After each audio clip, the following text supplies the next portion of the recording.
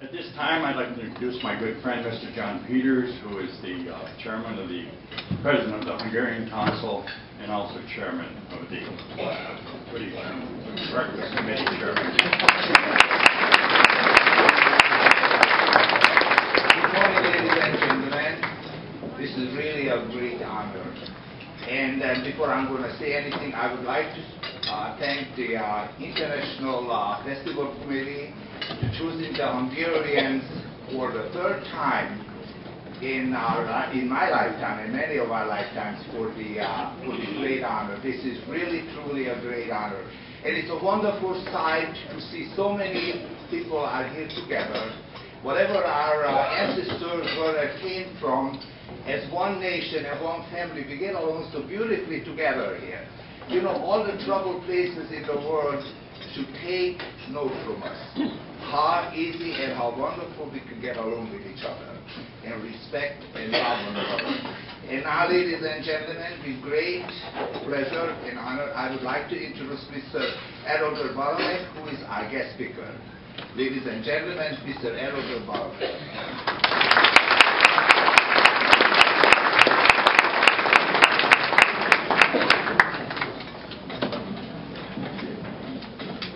Good morning, and thank you for your kind patience to hear my speech. Reverend clergy, Honorable Mayor Mishchenko, You need to make it louder here. Put the mic closer, David. I have just complimented all the important people. Hard-working committee members of the various nationalities, honored judges, past and present. Can you hear me now? Yeah. Ladies and gentlemen, Isten hozok. Isten hozok is a Hungarian welcome. It means God brought you. The response is, praise be Jesus Christ. Hungary was conceived in Christianity in the year 1000 when Pope Sylvester sent the crown, the Holy Crown, to Stephen, our first king, who was later canonized as our first Christian king, St. Stephen of Hungary.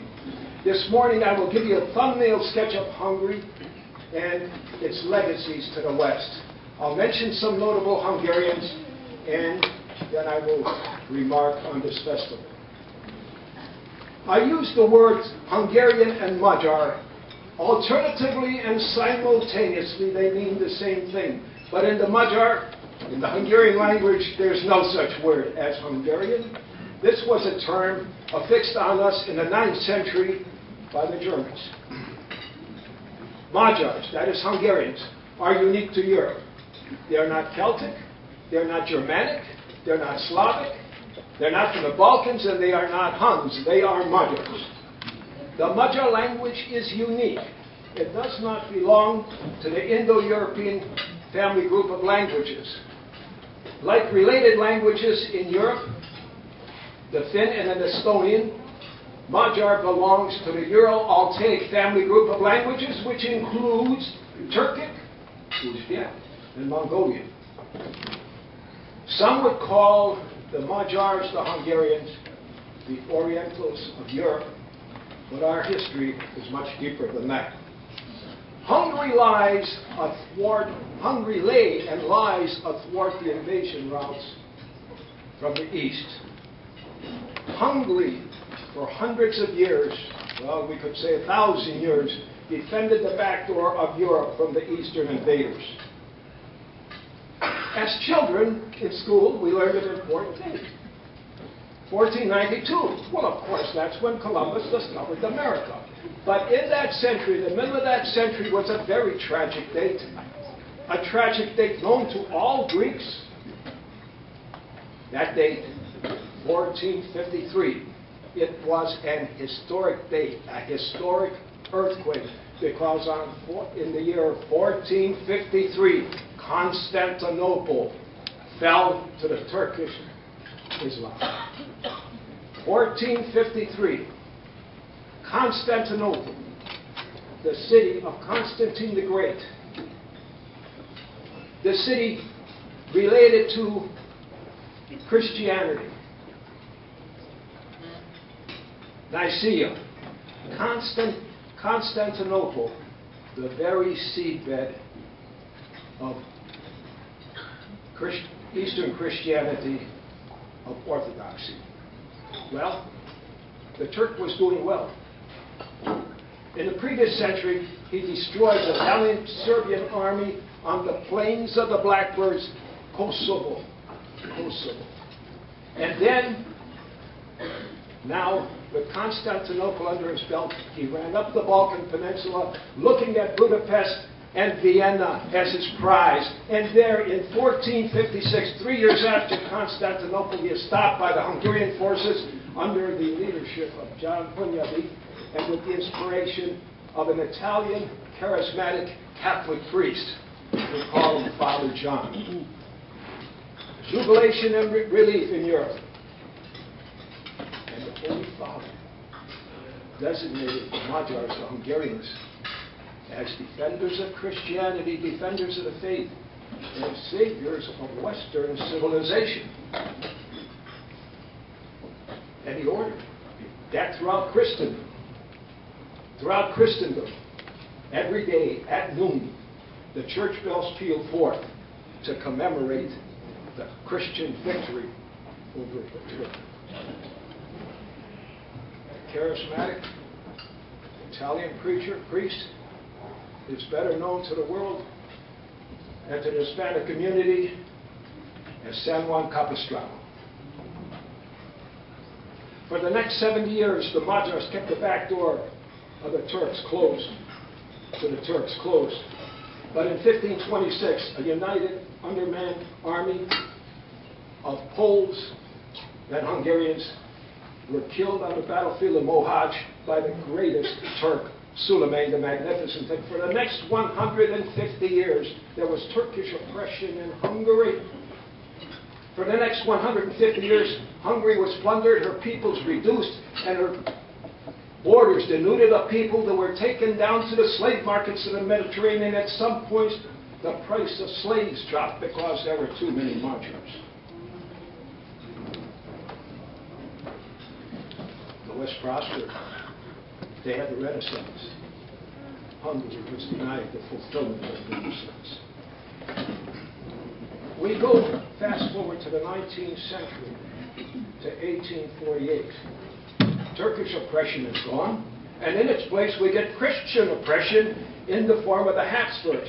The Magyars had enough, and they arose in 1848, the revolution under Louis Kossuth. The Magyars said, those who have lived and died free will never rest or slumber in the soil of serfs.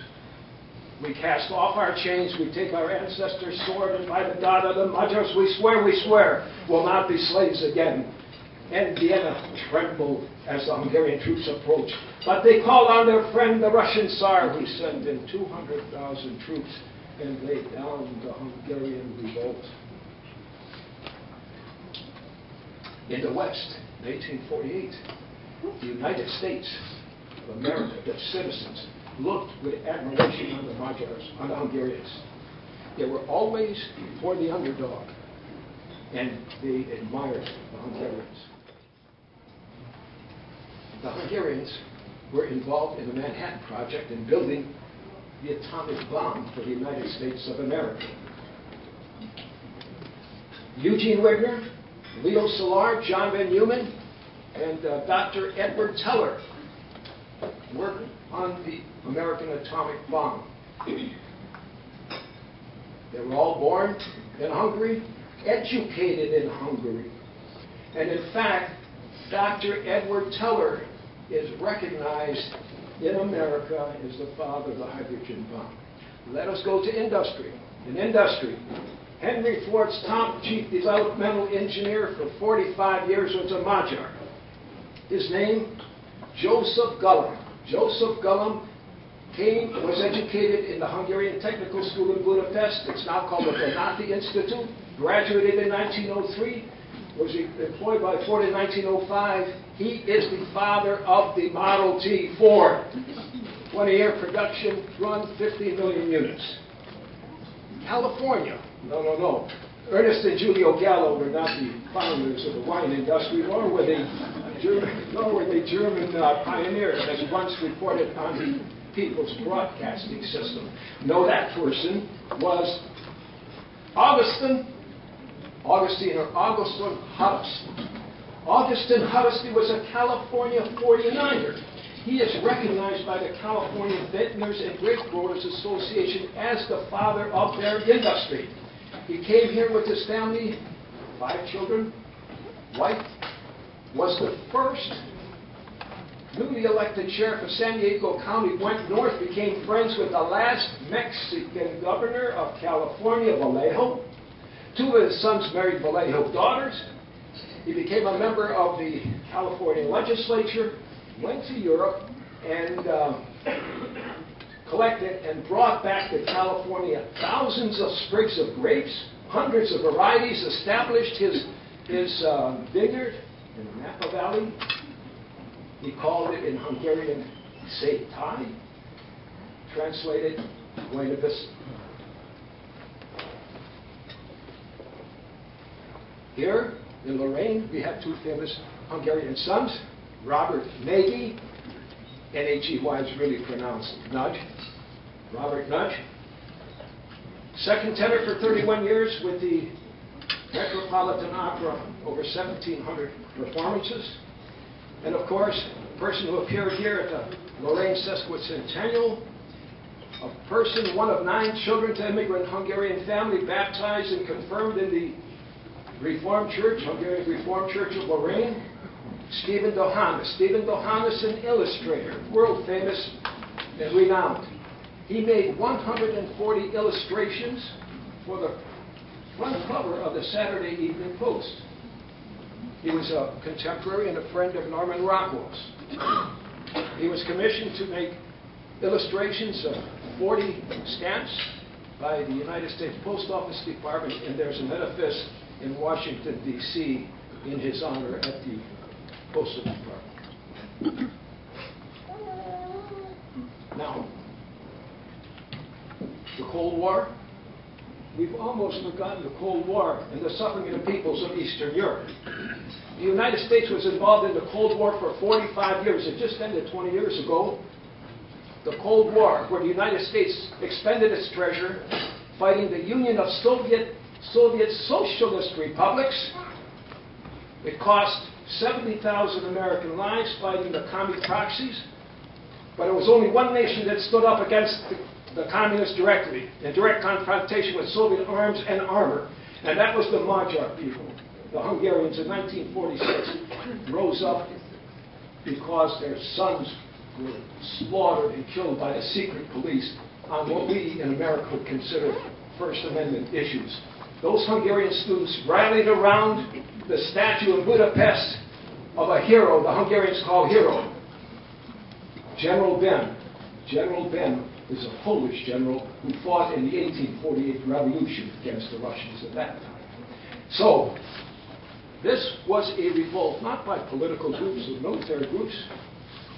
It was an uprising, a simultaneous uprising of Hungarian civilians who took the guns from the cops, or the cops gave it to them, and they wiped out the nest of nasty people. And they so frightened the Soviets who interfered that the Soviet army retreated from Budapest, evacuated Hungary. For 6 days, there was nobody that even got the Russian communists to move out in for 1 day. Then the Russians came back, the Soviets came back with revenge. And with their tanks and with their heavy armor, they squashed, killed, shot thousands of Hungarians, thousands of Hungarian youths. And the revolt was put down. There was no help from the West. Budapest radio said in the final day, help us, no help. But the gracious Western nations took in the Hungarians, Hungarian refugees, and they came to the United States, and there are some of those people in this audience today. I can't help but think that the Hungarian fight of freedom did not have some effect on the other captive nations. I can't help but think that the Prague Spring of 1968 and the Solidarity movement wasn't influenced or infected by the Magyar spirit for freedom.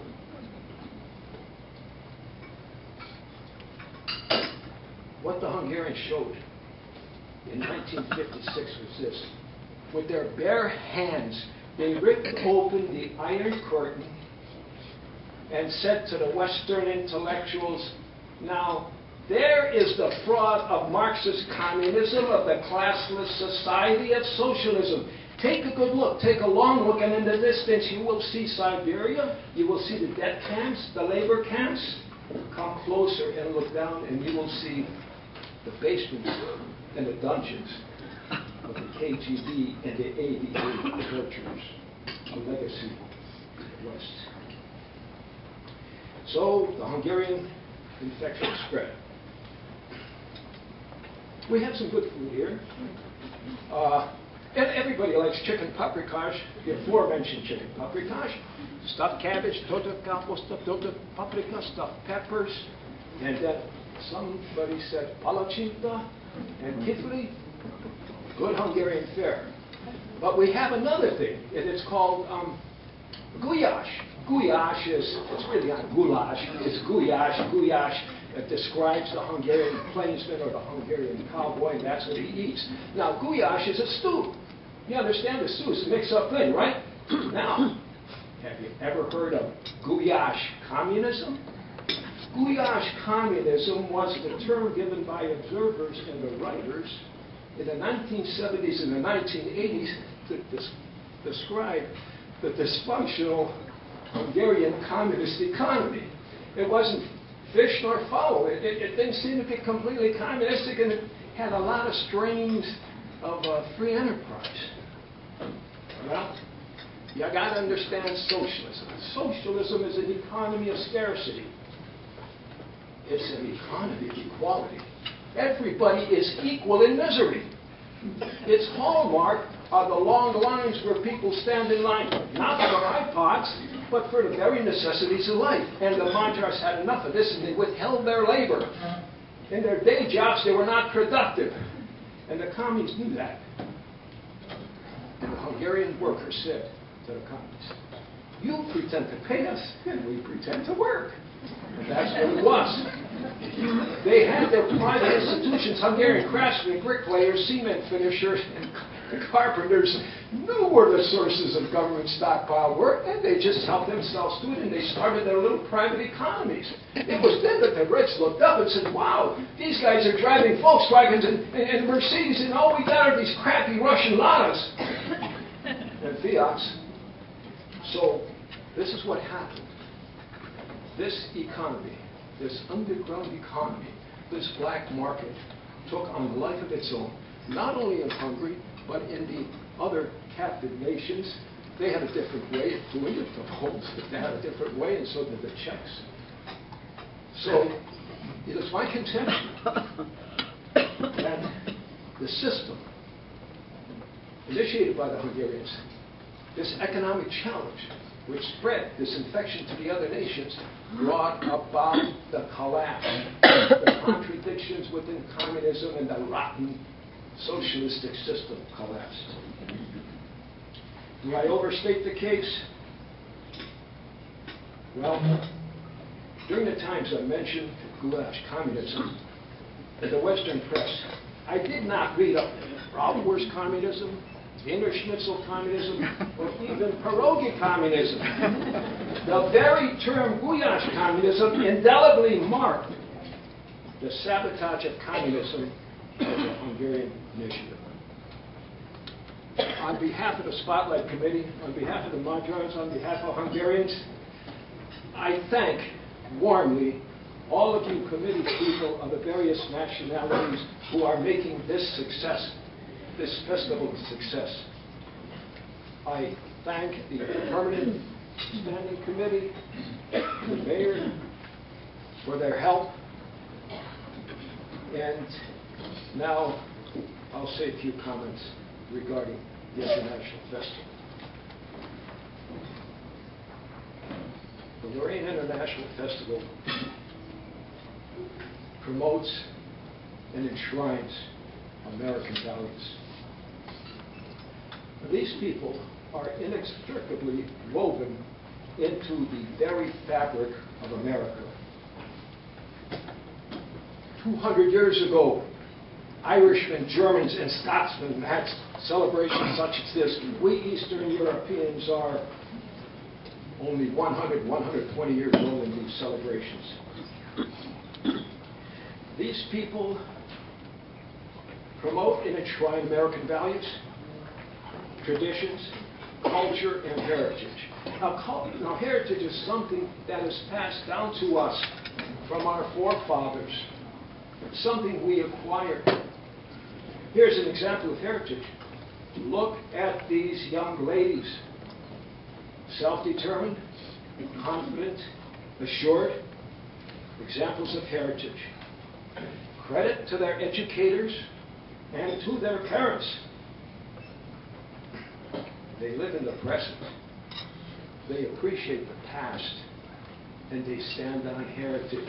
They stand on the very shoulders of their ancestors, ready for the next big step up the ladder to the American dream. This festival is a refutation to the crackpot ideas of socialism, collectivism, and all the other human perversions from the old country which these people escaped. It is a rebuke to those who think we are mere little creatures in a universal ante. It's a rebuke to the idea that our forefathers somehow plopped into a vast melting pot, there to have their characters and identities subsumed, melted, turned around, and evaporated and distilled into the universal secular plastic man, a man with no heart, no compassion, no feeling, no spirit or soul, a man without a chest. But more so, this festival is a recognition. This festival is an act of gratitude, an act of thanksgiving, a recognition of our founding fathers, our American founding fathers who looked over past 2,000-3,000 years and saw the misery of human condition, and who in 1776 declared the right to life, liberty, and property, absent either of which a man, a woman is consigned to servility or death. And we do have differences. We do have differences. This festival illuminates those differences. This festival shines on those differences. This festival shows up and illuminates our individuality. And individualism is the very core of America. Individualism itself is the essence of America. Thank you, ladies and gentlemen. God bless you, and God bless America.